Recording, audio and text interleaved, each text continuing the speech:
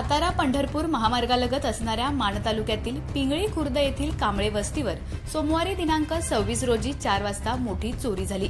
अज्ञात चोरट्यांनी अरविंद मारुती कांबळे यांचं घर फोडून चोरट्यांनी सुमारे 5,11,000 किमतीचे सुमारे 14.5 तोळ्यांचे सोन्याचे दागिने लंपास केले। याबाबत कल्पना कांबळे यांनी याबाबतची फिर्याद दहिवडी पोलीस ठाण्यात दाखल केली।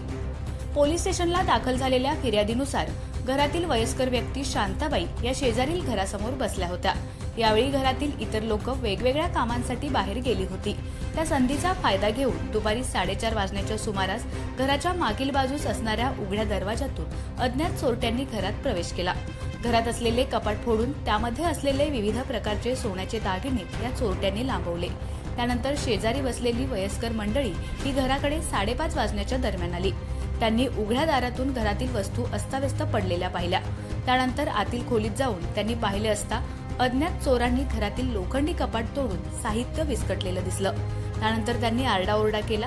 यानंतर पोलीस पाटील महेश शिंदे यांना याबाबत अवगत केलं। त्यानंतर पोलीस पाटील शिंदे यांनी दहिवडी पोलीस ठाण्यात त्वरित ही गोष्ट कळवली। त्यानुसार पोलिसांनी त्वरित घटनास्थळी धाव घेत घटनेचं गांभीर्य ओळखून अज्ञात चोरट्यांविरोधात गुन्हा दाखल केला आणि सदर घटनेचा पंचनामा केला। सहाय्यक पोलीस निरीक्षक अक्षय सोनवणे यांना या प्रकरणाची माहिती मिळताच त्यांनी तपासकामी वेगवान हालचाली करत सातारहून श्वान पथक पाचारण केलं। याबाबत अधिक तपास पोलीस उपनिरीक्षक GM दोलताडे करत आहेत।